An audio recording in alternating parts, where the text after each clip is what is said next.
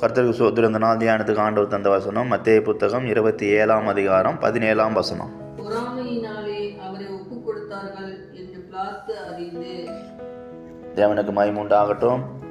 கர்த்தர் நல்லவர், அவர் கிருபை என்றும் உள்ளது. இந்த நாள் தியானத்துக்கு ஆண்டவர் தந்த இந்த மத்தேயு புத்தகம் 27ஆம் அதிகாரம் 17ஆம் வசனத்துக்காக ஆண்டவரை துதிக்கிறேன், சோதரிக்கிறேன். பொறாமையினாலே அவரை ஒப்புக் கொடுத்தார்கள் என்று பிலாத்து அறிந்து என்று சொல்லி எழுதப்பட்டிருக்கு. அப்போ பொறாமைனால் தான் என்ன போட்டிருக்காங்க, இயேசு கிறிஸ்து ஒப்பு கொடுத்துருக்காங்க. அப்போ இந்த நாட்களில் கூட இந்த பொறாமைங்கிற ஒரு வல்லமை காணப்படுகிறது. நம்ம இந்த நாளில் தியானிக்கக்கூடிய வார்த்தை பொறாமை குறித்து நம்ம தியானிக்க போகிறோம்.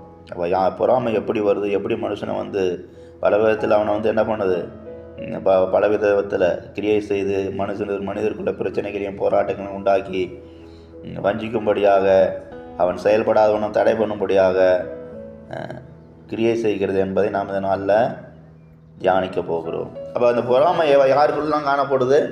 ஒரு மனிதன் நன்றாக இருந்தால், ஆசீர்வாதமாக இருந்தால் அவன் மீது பொறாமை வருது.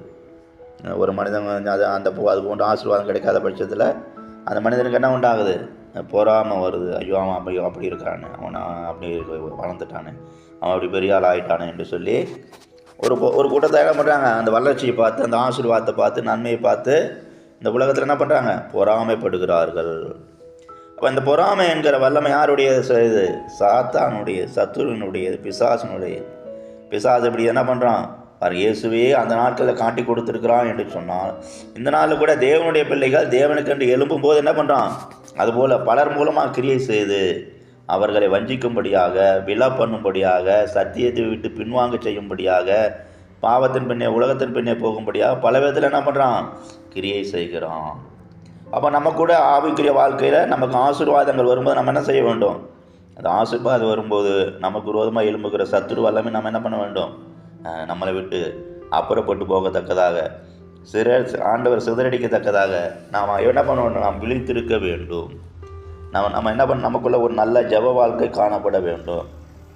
அநேகருக்குள்ள ஆசீர்வாதம் வந்துட்டால், நன்மை வந்துட்டால், தேவன் அவர்களை நல்லது ஒரு நிலவரத்துக்கு கொண்டு வந்து விட்டு அவங்க என்ன பண்ண மாட்டாங்க, அதிகமாக ஜெயிப்பதை விட்டு விடுவார்கள். இப்போ அந்த ஆசீர்வாதத்தை மட்டும் பிடித்து கொள்வார்கள்.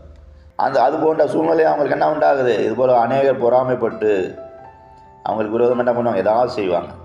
அவங்களுக்கு ஏதாவது செய்வாங்க, அவங்களுக்கு பிரச்சனை உண்டாக்க முடியாது, போராட்டத்தை உண்டாக்க முடியாது, அவங்க குடும்பத்தில் குழப்பத்தை உண்டாக்கும்படியாக, அவங்க சபையில் குழப்பத்தை உண்டாக்கும்படியாக அந்த பொறாமை என்ன பண்ணும்? அவர்கள் மூலமாக கிரியை செய்யும். இதெல்லாம் நாம் தேவ வல்லமையினால் பலனடைந்திருக்கும் போது, பரிசுத்த ஆவியினால் நிறைந்திருக்கும் போது நாம் இதை கண்டுகொள்ள முடியும். அப்போ இந்த பொறாமையை மேற்கொள்ள நமக்குள்ளே என்ன காணப்பட வேண்டும்? நாம் ஆவியின் பட்டயத்தை எடுத்துக்கொள்ள வேண்டும். நாம் விசுவாசம் உள்ளவங்களாக காணப்பட வேண்டும். கர்த்தருடைய சத்துவத்திலும் வல்லமையிலும் பலனடைந்திருக்கணும். அப்போது நாம் என்ன பண்ண முடியும்? இந்த சத்துருவை நாம் ஜெயிக்க முடியும். சத்துருவை ஜெயித்து நாம் ஜெயம் எடுக்க முடியும். அப்போ இந்த நாட்களில் கூட இப்படியாக சத்துருவை ஜெயித்து நாம் ஜெயம் எடுக்க நாம் எப்போது எப்படி காணப்படணும்? தேவனோடு காணப்பட வேண்டும். தேவனோடு காணப்படும் பொழுது நம்ம என்ன பண்ண முடியும்? அந்த பிசாசுடைய தந்திரத்தெல்லாம் எதிர்த்து நின்று தேவனுடைய சர்வாயுத வர்க்கத்தை தரித்து கொண்டவர்களாக நாம் ஜெயம் பெற்றுக்கொள்ள முடியும். அப்போ ஆண்டவரிடத்தில் எல்லா விதமான பாதுகாப்பும் நமக்கு தந்திருக்காரு. அதே சமயம் இந்த உலகத்தில் என்ன வைத்திருக்காரு? அந்த பாதுகாப்பு மத்தியில் பலவிதமான பிசாசனுடைய தந்திரங்களையும் என்ன பண்ணுது, காணப்பட்டு கொண்டு இருக்கிறது. அப்போ நாம் தேவனுடைய சர்வாயுத வர்க்கத்தை தெரிந்திருக்கும் போது, தேவனோடு நாம் மாம்சத்தோடு, இரத்தத்தோடு, துரைத்தனங்களோடு, அதிகாரங்களோடு என்ன பண்ணுவார்? எதிர்த்து நிற்கத்தக்கதாக, பொறாமை என்கிற வல்லமை மேற்கொள்ளத்தக்கதாக அவர் என்ன பண்ணுவார்? நமக்கு கிருபை தந்து நடத்துவார். அவர் என்ன பண்ணுவார்? நமக்கு பெரிதான விசுவாசத்தை தந்து நடத்துவார். அப்போ இந்த நாட்களில் கூட நாம் என்ன பண்ண வேண்டும்?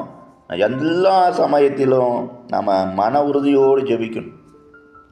சத்துரை மேற்கொள்ளணும்னா எல்லா சமயத்திலும் நம்ம எப்படி காணப்படணும்?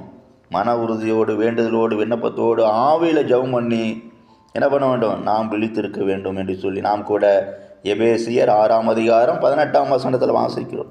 அநேகருடைய ஆவியில் என்ன பண்ண, ஒரு விழிப்புடன் ஜெபிக்கிற ஒரு அனுபவம் காணப்படாது. எப்பயும் போல் ஒரே ரொட்டீன் ஜெபம் தான் நடக்கும்.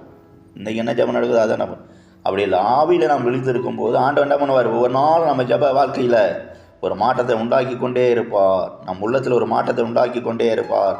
நம்ம ஒரு புதுமையான ஒரு புதிய கிருபைகளில் புதிய பலனை தந்து நம்ம அவரை நடத்தி கொண்டே இருப்பார். நாம் நடக்க வேண்டிய பாதை நமக்கு காண்பித்து தந்து கொண்டே இருப்பார். அதனால் அந்த நாளில் கூட நாம் எப்படி காணப்படுகிறோம் என்பதை நன்றாக சிந்தித்து ஆராய்ந்து நம் வாழ்க்கை தேவனுடைய கரத்தில் ஒப்பு கொடுப்போம். அந்த பொறாமை என்கிற வல்லமையை நாம் இந்த நாட்கள் கூட சிதறடிப்போம்.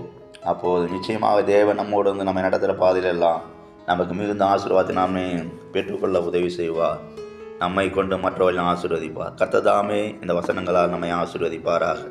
ஜெபம். கிருபையும் சிநேகம் நிறைந்த நல்ல தெய்வமே நன்றி செலுத்துகிறோம். இந்த வார்த்தையை ஆண்டவர் இந்த நாள் கூட நம்முடைய பிள்ளைகளுக்கு ஆசீர்வதித்து தாரும், மகிமையாக மாற்றி தாரும். இயேசு நாமத்தில் பிதாவே, ஆமென்.